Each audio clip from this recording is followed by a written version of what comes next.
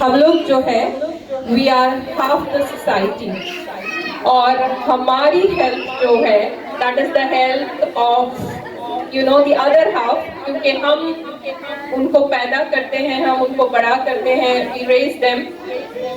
And जब तक हमारी हेल्थ स्ट्रॉन्ग नहीं है, हमारा जो है बेस स्ट्रॉन्ग नहीं है, हम कभी भी एक हेल्दी कम्युनिटी, एक healthy society, in fact a healthy family raise नहीं कर पाएंगे। But women by its nature is very sacrificing, तो हम अपनी हेल्थ को सबसे लास्ट प्रायोरिटी देते हैं। Do you all agree? इस तरह की है कि I was a normal practising doctor, कुछ साल इंडिया में प्रैक्टिस किया, फिर यूके चली गई 2 साल। वहाँ पे समझ में आया कि वहाँ का माहौल बहुत ही अलग है, यहाँ पे मैं अपनी फैमिली को बड़ा मतलब आगे नहीं लेके जाना चाहूँगी, so we came back to UAE. और जब यहाँ पे आई तो मोस्टली मैंने देखा कि मेरे पास यंग बच्चियाँ आ रही थी, mothers would bring them with problems related to periods नहीं आते हैं, irregular हैं, या आते हैं तो बहुत लंबे चलते हैं। They would come for a month, 2 months, फिर again वही साइकिल चलता रहता था।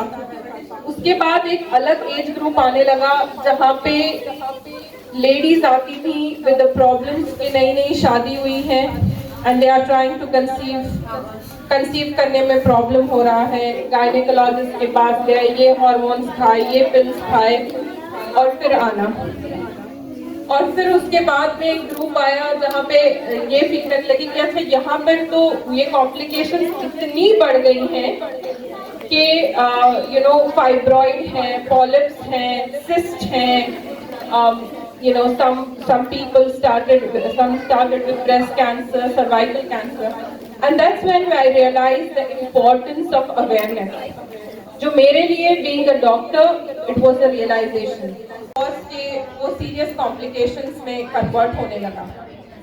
जब problem simple था तो इतना ज़्यादा हमने उसको seriously नहीं लिया, ना उसके बारे में ज़्यादा हमने कोई awareness हासिल की, and that's the result serious complications, internal health issues होते हैं, जैसे डायबिटीज के complications हैं, ओबेसिटी है, ऑस्टियोपोरोसिस जो है वो मेनोपॉज का एक बहुत ही इम्पोर्टेंट कंडीशन माना जाता है, because menopause. Mental health in women is least taken care of, मतलब वुमेन जो है जब भी मेंटल हेल्थ इश्यूज होते हैं तो people they try to shed it off. तुम शायद नमाज नहीं पढ़ती होगी, तुम्हारा ईमान ठीक नहीं है, but mental health is a serious issue. Big scholars also go through this. So mental health in women health is another condition that we are looking at. Cardiovascular health related to heart, because women के जो hormones होते हैं वो cardiovascular health को भी affect करते हैं, and then very importantly conditions related to cancer which are specifically found in women, which is one of them is breast cancer, ovarian cancer, cervical cancer। ये सारे जो हैं ये women health के वो complications हैं कि अगर आपने अपनी condition पहले अगर उस पर ध्यान दिया होता और रिवर्स करने की कोशिश की होती तो इंशाल्लाह वो स्टेज तक हम नहीं पहुंचते। ठीक है? Now the common causes of women health conditions, dietary factors होते हैं, ये बहुत ही इम्पोर्टेंट है ladies. Lifestyle and circadian rhythm, there are common causes like liver substances, liver-toxic substances, endocrine disruptors जो है वो हमारे हर एक के घर में मौजूद हैं, हमारे जिस्म पे हम लगाते हैं, वाटर रिटेंशन है। ठीक है, डॉक्टर ये वाला इशू बताते हैं। हाँ जी, अक्सर डॉक्टर ये वाला इशू बताते हैं आपको, लेकिन ये नहीं बताते क्या करना है, क्या करना है, राइट? बता के आपको छोड़ देते हैं कि आपको इन्फ्लेमेशन है। मतलब कि बीफ आजकल जेनेटिकली उसको इतना मॉडिफाई किया जाता है, they are injected with injection of growth hormones वगैरह की ज़्यादा बल्क मिल सके एनिमल में, तो वो इसलिए रेड मीट और हमारे पास सुन्नत में भी रसूल सल्लल्लाहु अलैहि वसल्लम ने सबसे कम रेड मीट का इस्तेमाल किया है। तो ये कॉन्सेप्ट जो हमारे पास होता है इंडिया पाकिस्तान में कि गोश्त खाने से ताकत आती है एंड गोश्त is the ultimate Muslim diet is a wrong conception. Processed meat, sausages, nuggets, popcorn, fillet, whatever you name it, ये प्रोसेस्ड मीट के अंदर जाएगा, specially sausages।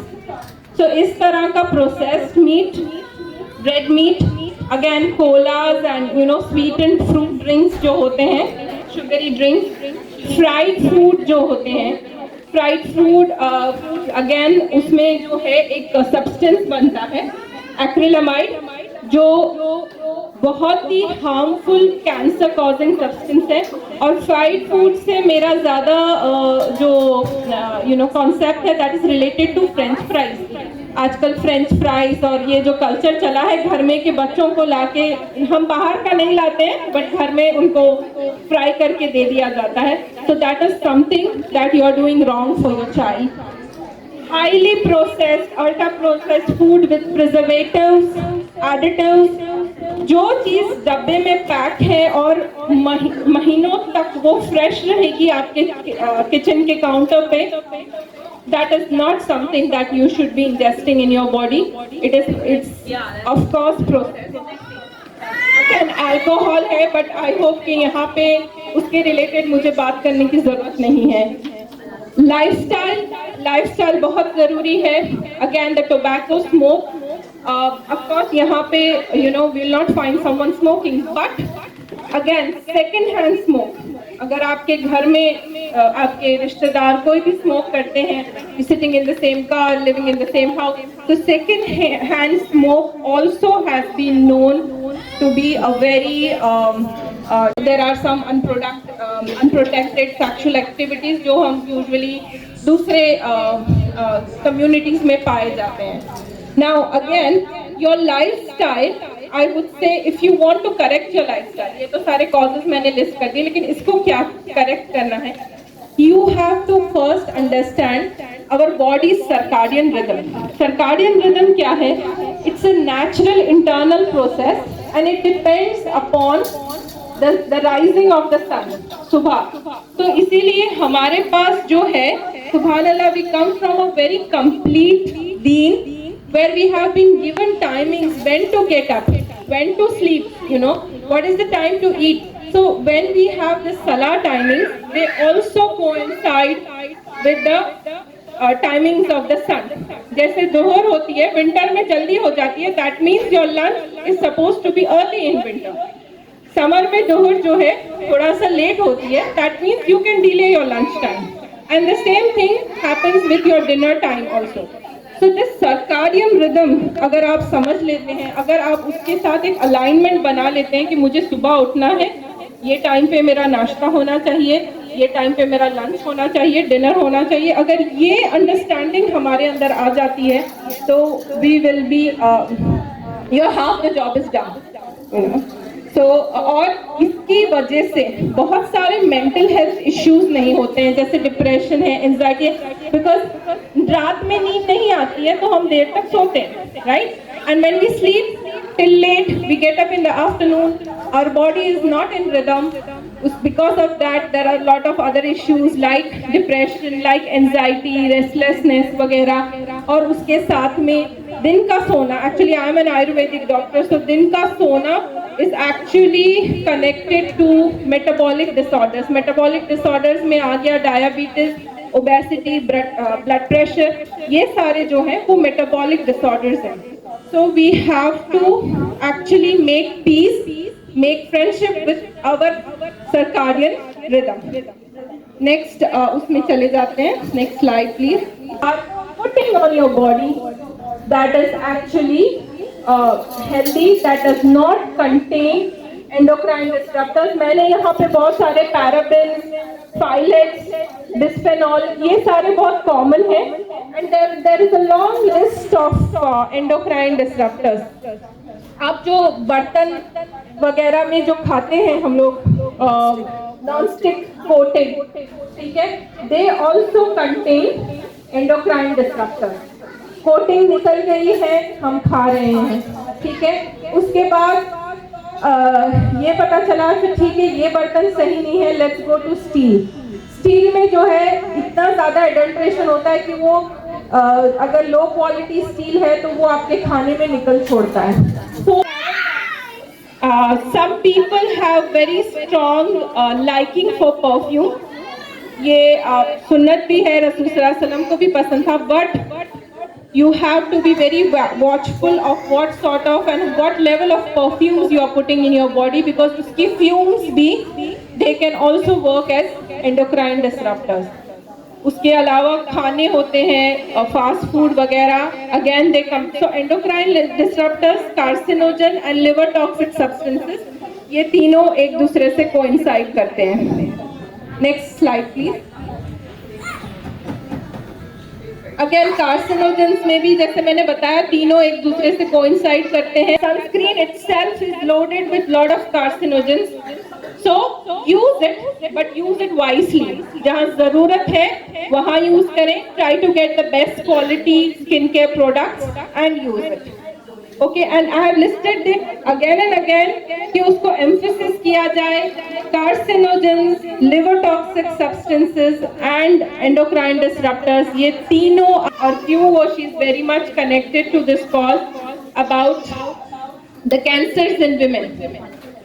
So the common cancer in women, specific to women हम आज बात कर रहे हैं। There are मतलब बहुत सारे common cancers होते हैं between men and women, but women में पाए जाने वाले सबसे common cancer है breast cancer, cervical cancer, ovarian, uterine, thyroid cancer and vaginal and vulval cancer. Slide. Breast cancer, one of the very common cancer in UAE हम हैं, वो ना हो उसके लिए हम लोगों को अवेयर रहना पड़ेगा और हम लोगों को कुछ अमेंड्स करने पड़ेंगे। सो that is the second leading cause of death. Breast cancer is the second most common cancer, और जैसे जैसे एज बढ़ती है ब्रेस्ट कैंसर जो है वो विमेन में इंक्रीज होता है। Next slide. Okay, science and symptoms of breast cancer, ये प्लीज आप गौर से सुने everyone. Lump in the breast और अंडर आर्म, हमारी ब्रेस्ट में आपको सडन कोई लंप फील होगा या अंडर आर्म में फील होगा। Change in the size and the shape of the breast. Skin changes पे आपको ब्रेस्ट की स्किन पे कोई आपको रैश दिखेगा या कोई डिस्कलरेशन, डिफरेंट कलर का चेंज दिखेगा। निपल में चेंजेस हो सकते हैं, निपल बाज़ वक़्त इनवर्ट हो जाते हैं अंदर की तरफ, मतलब सडनली आपको निपल का जो ओरिएंटेशन है उसमें डिफरेंस दिखता है। सडन ब्रेस्ट में पेन और टेंडरनेस होना, और आर्मपिट में किसी तरह की स्वेलिंग या लंप दिखना।